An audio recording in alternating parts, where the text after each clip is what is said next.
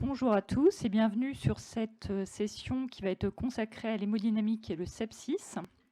Alors c'est une session assez foisonnante, donc on va essayer de respecter les horaires. Chaque orateur aura 30 minutes, on se fera 25 minutes et 5 minutes de questions pour que tout le monde puisse éventuellement poser des questions aux différents orateurs.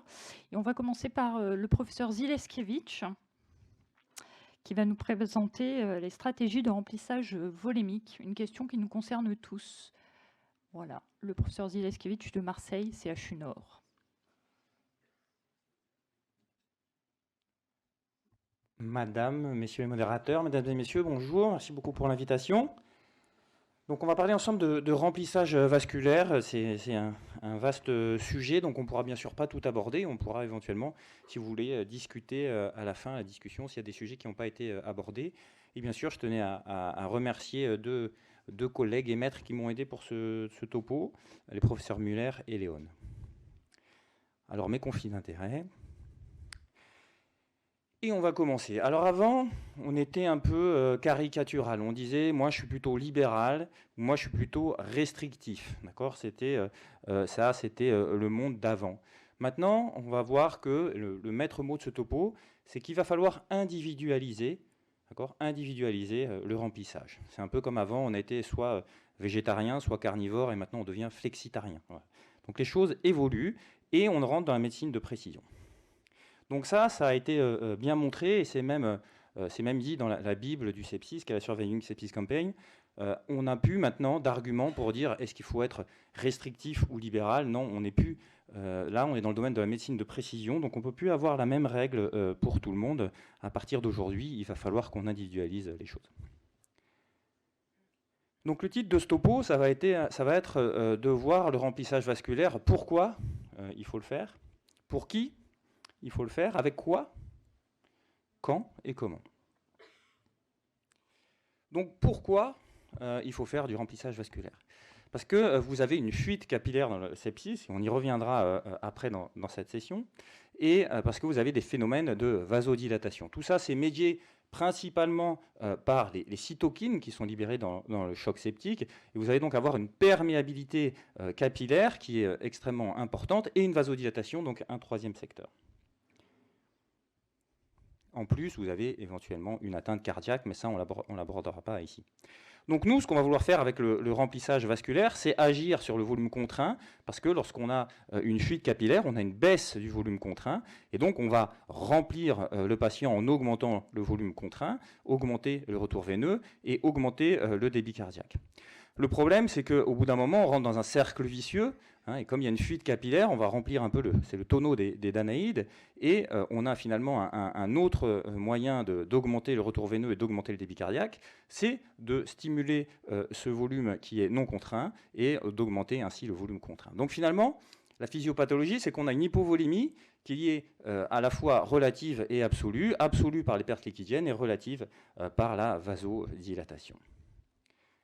Donc on est face à ce paradoxe. Alors on pourrait se dire, est-ce qu'on s'en fout finalement de la fuite capillaire et du tissu, de l'œdème tissulaire, de l'œdème interstitiel? Donc s'il n'y a pas de problème avec l'œdème interstitiel, on pourrait remplir le patient. Moi j'ai connu ça tout au début, il y avait une réanimation qu'il faisait à Marseille, remplir avec 10 litres de cristalloïdes les patients, tant pis, ils gonflent, mais c'est pas grave. Malheureusement, maintenant on sait que si, c'est grave. Hein, et la balance hydrique finalement, ça présage de la survenue, de la mortalité des patients. Il y a une association très importante et montrée dans plein d'études entre l'œdème tissulaire et la mortalité. Et on verra que ça peut être accessible à l'échographie en regardant l'œdème pulmonaire. Donc, qu'est-ce qui se passe? Pourquoi c'est pas bon cet œdème tissulaire? Donc la physiopathologie, une fois de plus, la cellule est abîmée par les cytokines, elle devient perméable, il y a une fuite capillaire. Cette fuite capillaire, elle va ça fait de l'œdème interstitiel. Cet œdème interstitiel, il va finalement augmenter la distance qu'il y a entre les vaisseaux et les cellules, et ça va entraîner une hypoxie cellulaire, une perméabilité, du coup une inflammation, une perméabilité qui va être encore plus importante et un cercle vicieux, ainsi de suite. Donc on ne peut pas négliger cet œdème tissulaire et on ne peut pas faire n'importe quoi. Il faut donner la dose minimum efficace. C'est comme la RAC, On ne garde pas le patient longtemps, on ne fait pas sortir le patient le plus vite possible, on le fait sortir au bon moment. Là, c'est la même chose, il va falloir donner exactement la bonne dose de remplissage vasculaire. Alors l'autre moyen caricatural, c'était un peu ce qu'on faisait avant, restrictif ou libéral. Restrictif, c'était de dire, moi, je ne remplis pas, et puis je ne remplis pas, il n'y a pas de problème. Bon, ça a été testé, remarqué dans une étude, ça a pu marcher chez les enfants, il y a une preuve de concept dans cette étude, donc c'était dans des pays en voie de développement, et où finalement, entre le groupe qui avait l'albumine, le groupe qui avait le sérum salé et le groupe qui avait rien, finalement, c'était celui qui avait rien qui s'en sortait le mieux. Bon, cette étude n'a jamais été suivie, c'était chez des enfants qui n'étaient surtout pas en hypotension. Et ce qu'il ne faut pas oublier, c'est qu'on a aussi besoin d'une pression de perfusion au niveau des organes, et que quand il y a une hypotension, au départ, l'augmentation du débit cardiaque généré par le remplissage vasculaire va aussi permettre d'augmenter la perfusion tissulaire. Et puis on sait aussi que d'utiliser que des vasopresseurs sur des patients qui sont stables, qui sont vides, ça va pas être bon, et il y a une dose limite de vasopresseurs au-delà de laquelle finalement tout finit par aller mal. Alors bien sûr, c'est un marqueur de la gravité, mais c'est aussi le fait de vasoconstricter des patients qui sont hypovolémiques. Donc il va falloir avoir une attitude balancée, une attitude équilibrée, et pas être dogmatique, libéral ou restrictif. Il va falloir à chaque fois réévaluer les choses. Alors, les choses, elles évoluent en fait au fil du temps. À la prise en charge d'un patient septique, vous n'avez pas beaucoup de chances de vous tromper. C'est un peu comme un choc hémorragique. Bon, il n'y a pas forcément besoin de faire une évaluation hémodynamique poussée quand il y a un patient en état de choc hémorragique pour savoir qu'il est hypovolémique. Donc, à la phase précoce des chocs septiques, c'est ce que vous voyez sur cette diapo, il y a extrêmement souvent une hypovolémie, comme on l'a vu, par la fuite capillaire. Et donc, on peut, si on est dans un contexte où on ne veut pas perdre du temps, remplir rapidement, de manière systématique, sans individualiser à cet endroit-là. Mais à ce moment-là, mais c'est quasiment qu'au début, dans les 2 premières heures. Ensuite, il va vraiment falloir individualiser ce que vous allez faire.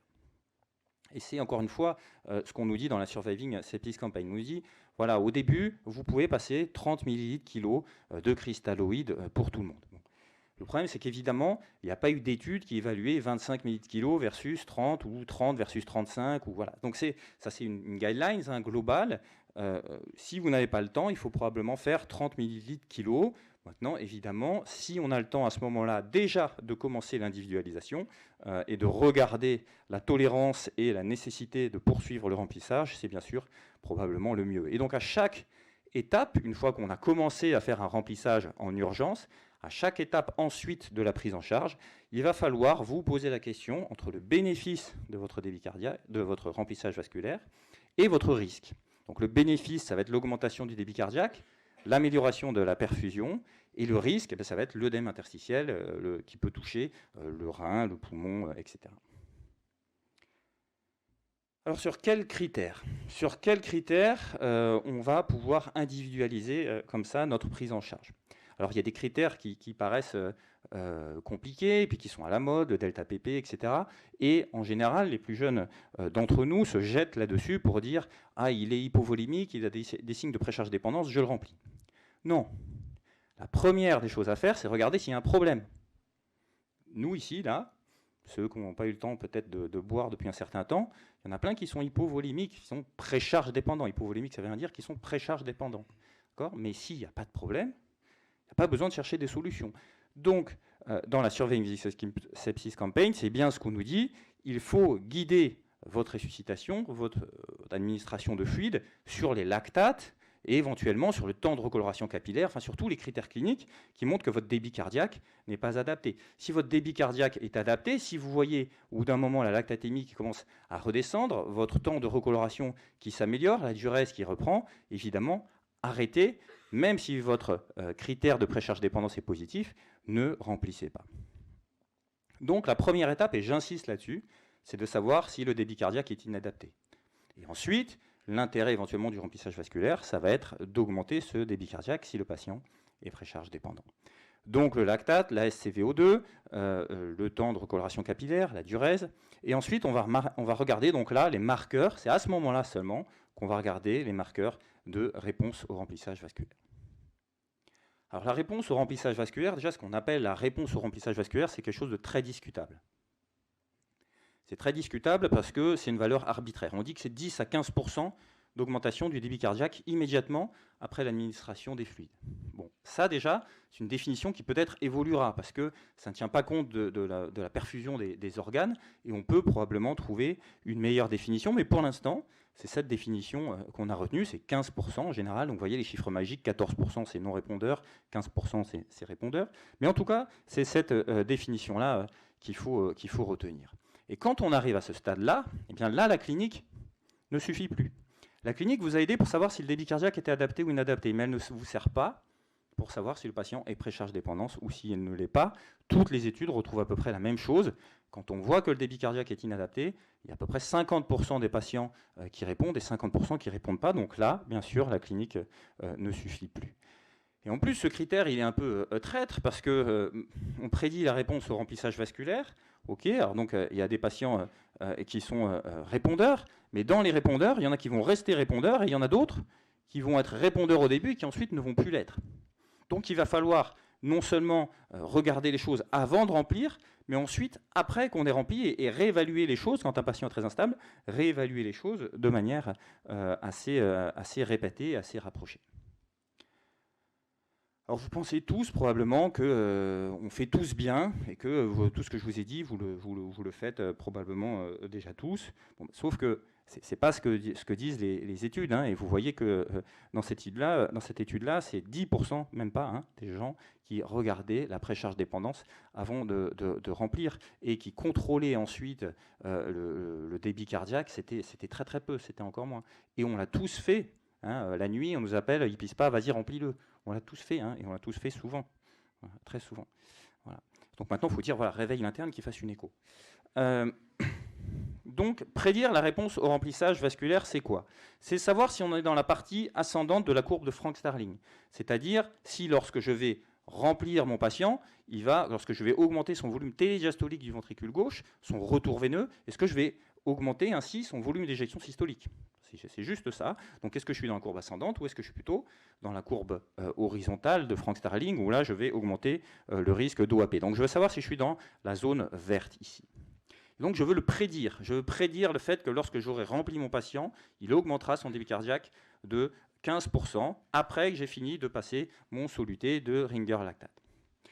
Donc, pour prédire, il y a les critères de précharge dépendance. Je vous le fais vite, mais c'est une situation clinique qui fait varier le retour veineux d'un côté, et de l'autre côté, les conséquences que ça a sur le débit cardiaque ou ses dérivés. Si ça ne fait rien sur le débit cardiaque, si lorsque le retour veineux varie, il ne se passe rien, eh bien ça ne sert à rien de remplir votre patient. Donc les situations cliniques qui font varier le retour veineux, c'est la ventilation mécanique, le lever de jambes passif, la pause expiratoire, la pause inspiratoire, la pause inspiratoire puis expiratoire, voilà, si on veut publier une étude de plus, le mini fluid challenge. Voilà, donc on peut faire plein de choses. Et pour le débit cardiaque ou ses dérivés, on peut regarder la pression pulsée, l'index cardiaque, l'intégrale temps-vitesse, le volume d'éjection systolique au Doppler œsophagien, le TCO2, l'index de perfusion éventuellement. Voilà, on peut regarder pas mal de choses et on pourrait faire des traits entre tous ces paramètres et créer comme ça des dizaines et des dizaines de marqueurs de précharge dépendance. Le problème, c'est qu'on n'a pas le temps de tous les évoquer ici, mais en fait, ils sont quasiment tous dépendants des conditions d'utilisation.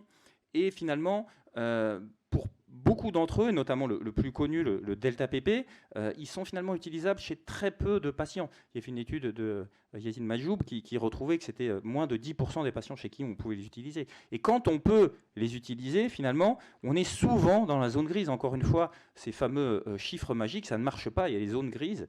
Et dans la zone grise, il y a jusqu'à 60% des patients. Donc 10% des patients pour lesquels on peut l'utiliser, et quand on peut l'utiliser, 60% des patients qui sont dans la zone grise. Donc voilà, il y a peu de marqueurs qui finalement sont parfaits.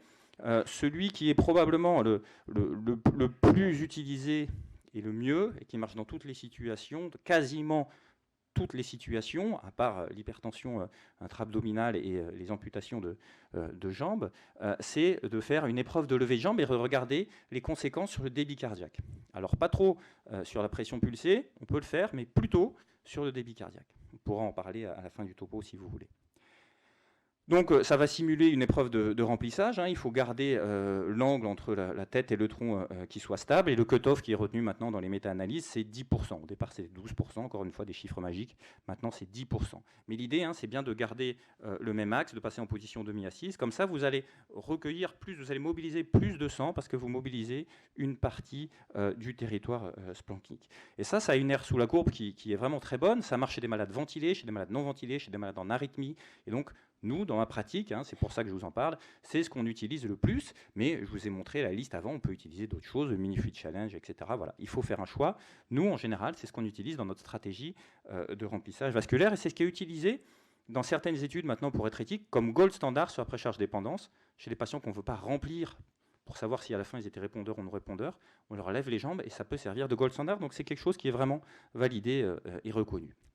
Et donc, un exemple, quand on utilise ce que je vous ai dit, 1, la clinique pour savoir si le débit cardiaque est inadapté ou pas, 2, l'épreuve de levée de jambe et ses conséquences sur le débit cardiaque ou ses dérivés, eh bien on arrive à ce type d'algorithme, ça c'est un exemple d'utilisation, où ils ont protocolisé l'utilisation du lever de jambe et l'utilisation des amines versus une prise en charge standard, et ils se sont rendus compte en faisant c'est sur pas énormément de patients, hein, une centaine de patients, ils se sont rendus compte que dans cette étude, il y avait une diminution de la balance hydrique, donc c'était mieux dans le groupe qui avait la précharge dépendance, une diminution des insuffisances rénales dans le groupe interventionnel où on utilisait donc le lever de jambe. Alors comment on fait en pratique? Donc nous en pratique on utilise l'échographie. Je vous ai dit ce qui compte c'est l'épreuve de levée de jambe qui va faire varier le retour veineux et vous regardez les conséquences sur le débit cardiaque ou ses dérivés. Nous on regarde l'intégral temps-vitesse qui est un reflet du volume d'éjection systolique, un reflet direct puisque le diamètre de la chambre de chasse ne varie pas. Et on regarde donc les effets, et s'il y a plus de 10% d'augmentation, on considère que le patient est précharge dépendant. Il y a des systèmes qui vous permettent de garder en tête les valeurs et de voir l'évolution pour refaire ça de manière répétée. Et donc on peut regarder d'un côté, prédire la réponse au remplissage, regarder la nécessité d'un remplissage. De l'autre côté, ce qui est important aussi, c'est regarder le risque lié à ce remplissage. Savoir si vous avez de la marge, ou si vous allez devoir y aller vraiment progressivement parce que vous arrivez pas loin de la partie horizontale de la courbe de Frank Starling. Et donc pour ça, nous on évalue les pressions de remplissage, donc c'est les pressions qui règnent dans l'oreillette gauche, en télédiastole dans le ventricule gauche et dans les capillaires pulmonaires. Et si ces pressions augmentent, on va être de plus en plus prudent. Et quand on remplit, il faut bien regarder la valeur de l'onde E avant, la valeur de l'onde E après. Et quand cette onde E commence à monter, quand le rapport E sur E' commence à monter, il faut s'en servir comme un marqueur de précaution, de risque lié au remplissage, surtout pas comme un marqueur de nécessité du remplissage. Et on peut regarder aussi le fameux œdème interstitiel dont je vous parlais, via l'échographie pulmonaire et les lignes B. Ces lignes B, en fait, ça représente donc l'eau pulmonaire extravasculaire. Et on sait qu'il y a une corrélation aussi entre le nombre de lignes B et l'eau pulmonaire extravasculaire, et entre l'eau pulmonaire extravasculaire et la mortalité, une association, comme je vous montrais tout à l'heure, la balance hydrique, une association entre la balance hydrique et la mortalité. Il y a une association entre l'eau pulmonaire extravasculaire et la mortalité en réanimation. Alors, est-ce qu'il y a un moyen de monitorage qui diminue la mortalité ? Non. Un moyen de monitorage, ça ne va jamais sauver quelqu'un. C'est ce que vous allez en faire qui va éventuellement sauver quelqu'un. Ce ne sont pas les ultrasons qui vont sauver quelqu'un en le traversant. Ce n'est pas le cathéter artériel qui va sauver quelqu'un en le mettant dans l'artère. Pour l'échographie, il n'y a pas de niveau de preuve élevé sur le fait que ça améliore le pronostic. Il commence à y avoir un petit faisceau d'arguments. Ça, c'est la plus grosse étude. C'est une analyse rétrospective de la cohorte mimique. Et en utilisant 7 ou 8 modèles statistiques, il y en avait 95% des modèles statistiques qui retrouvaient une association entre le fait d'avoir eu un monitoring par de l'échocardiographie dans le sepsis dans les premiers jours de prise en charge et la mortalité.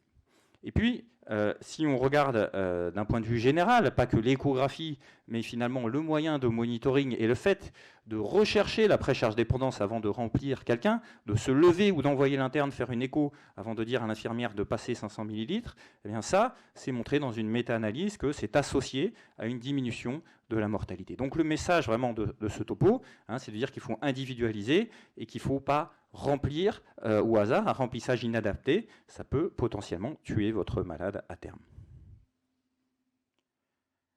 Alors avec quoi ? Avec quoi? Est-ce qu'il y a un soluté magique de remplissage? Alors je vais vraiment aller très vite, hein, parce que franchement, il faut être basique dans la vraie vie. En pratique, c'est très simple, et dans la Surviving Sepsis Campaign, c'est très simple. Hein. Voilà, pas de macromolécules et des cristalloïdes. Et puis dans les cristalloïdes, plutôt utiliser les solutés balancés. Alors, si dans les 2 premières heures, vous avez passé du sérum salé, probablement que ça ne fera rien sur votre patient. Mais bon, je ne vois pas ce que ça coûte de lui passer d'emblée un soluté balancé. Donc en gros, hein, il faut essayer de passer des solutés balancés à tout le monde. Nous, on a l'isofindine ou du ringer lactate. Voilà, vous faites ce que vous voulez. Mais passer des solutés balancés et des cristalloïdes. L'albumine aussi, on va aller vite. Je ne suis pas un expert de l'albumine, et de toute façon, le niveau de preuve, il n'y a pas. Hein, y a pas. Donc voilà, possible rôle dans le sepsis. En pratique, vraiment pas d'études qui montrent que ça fasse quelque chose d'important. Et surtout, si on le passe, c'est probablement chez les patients qui ont déjà eu des gros volumes de solutés balancés cristalloïdes et qui restent en hypoalbuminémie malgré tout ça. Alors en conclusion, et comme ça va nous laisser du temps pour la discussion, parce que ce n'est pas possible de balayer tous les critères de précharge dépendance, par exemple, et toutes les stratégies possibles en 20 minutes. Mais pourquoi? On va essayer de répondre ensemble aux questions qu'on s'était posées au début, et voir si maintenant vous avez les réponses. Pourquoi?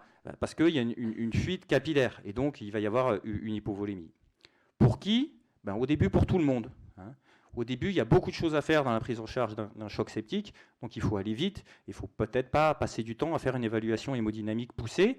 Il faut penser à stimuler les infirmiers pour qu'ils fassent des prélèvements, passer les antibiotiques le plus vite possible et traiter la porte d'entrée. Hein. C'est vraiment ça qui est très important. Avec quoi? C'est assez simple, hein, c'est les cristalloïdes maintenant, et les cristalloïdes balancés. Quand? Et c'est ça vraiment le message important du topo, c'est uniquement quand le débit cardiaque est inadapté. Sur la clinique, sur la SCVO2, sur la lactatémie, sur la cinétique de la lactatémie, et seulement à ce moment-là, on déclenche la recherche d'une précharge dépendance. Et comment? En titrant à chaque fois le rapport bénéfice-risque, en vous disant à chaque fois que vous allez faire un remplissage à votre patient qu'il faut absolument que ce remplissage soit utile. Et si vous avez un doute, hein, dans la vraie vie, il vaut mieux pas passer un médicament quand on a un doute sur son efficacité. Donc il faut à chaque fois réévaluer les rapports bénéfice-risque et ne remplir le patient que si, 1, son débit cardiaque était inadapté, et 2, s'il avait des critères de précharge dépendance. Je vous remercie beaucoup pour votre attention.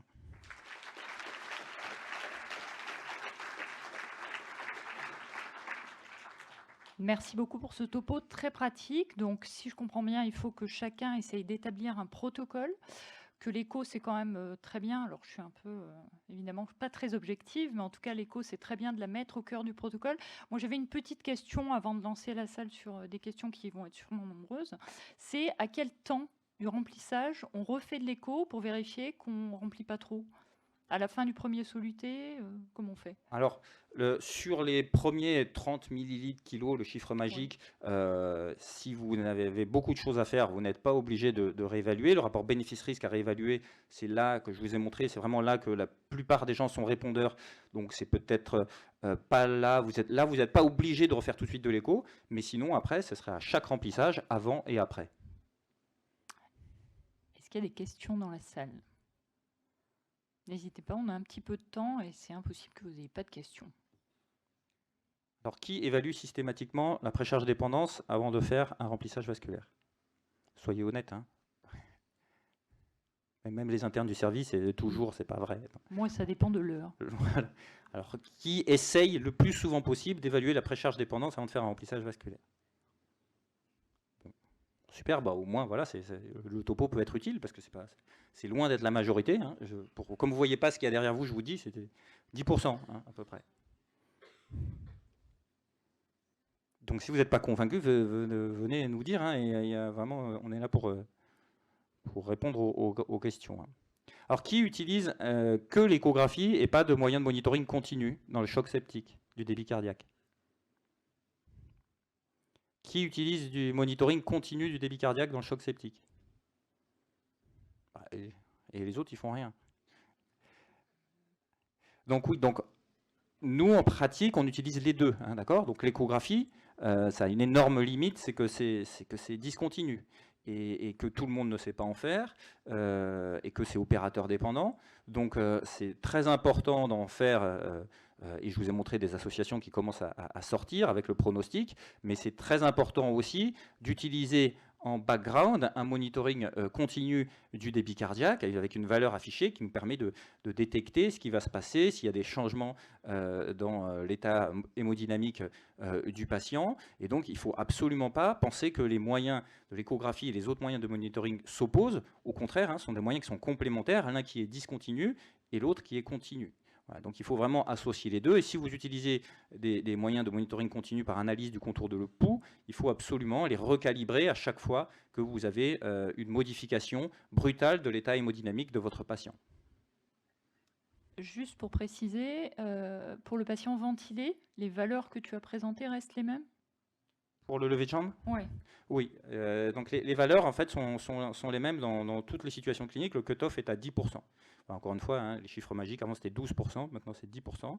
Le lever de jambe reste le même que le patient soit en ventilation contrôlée ou en ventilation spontanée ou en FA, pas en FA, etc. Il faudra moyenner les mesures éventuellement si vous êtes en FA.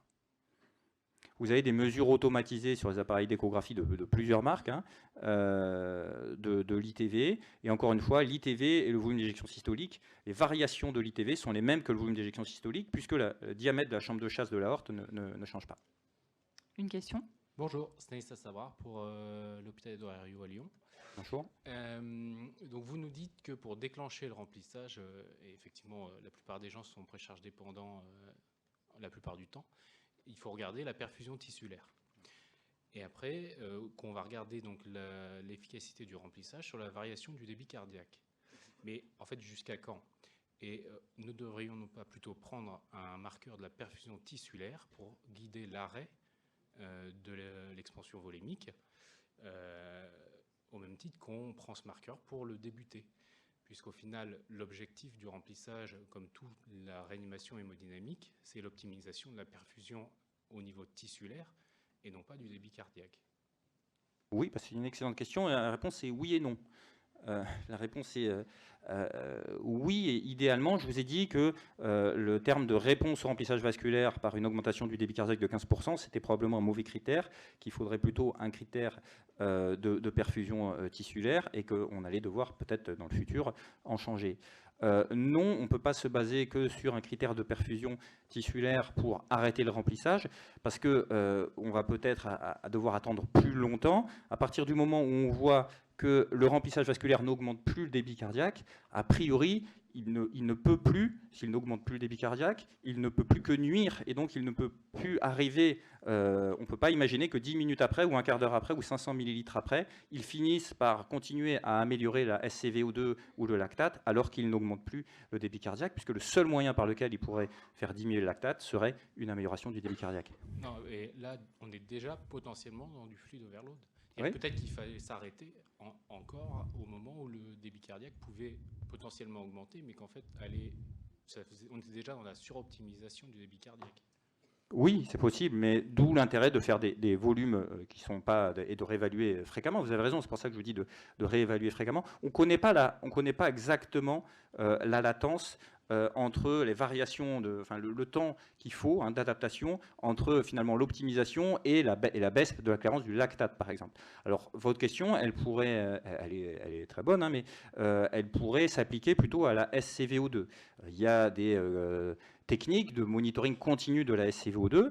Et nous, justement, on a une étude en cours au bloc opératoire sur les chirurgies majeures, où au lieu de déclencher le remplissage en chirurgie majeure sur une précharge dépendance, on attend que la SCVO2 baisse. Alors, ce n'est pas un critère d'arrêt, hein. Encore une fois, c'est un critère de mise en route du remplissage. Et effectivement, on se rend compte que déjà là, on économise, alors l'étude n'est pas finie, on ne sait pas ce que ça fera sur le pronostic, mais en tout cas, on économise des doses de remplissage. Et il y a une différence, en tout cas, dans la prise en charge qui est énorme. Voilà, il y a des différences de volume perfusé qui sont énormes.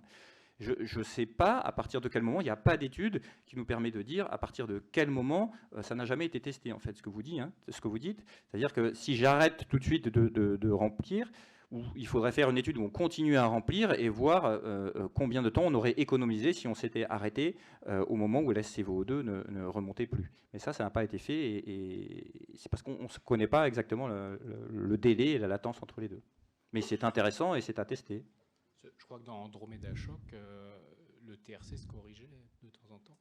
Oui, le temps de recoloration clinique. Oui, bah c'est pour ça qu'ils disent de le contrôler. Donc oui, dans l'algorithme, si vous voulez, vous pourrez rajouter. Mais ça, c'est pas très bien décrit quand même, hein. Là, les recommandations, la pratique quand même, c'est de commencer un remplissage de. Alors, on peut faire du mini-fluide. Dans ce cas-là, peut-être faire du mini-fluide challenge, faire des volumes plus courts. Mais en général, c'est 15 millilitres kilo ou 500 millilitres ou 7,5 000 kilos qu'on va faire et de toute façon, il faut bien se fixer un volume fixe, hein, on ne va pas faire goutte par goutte, mais vous avez raison, sur la théorie, vous avez totalement raison. Merci. Merci beaucoup.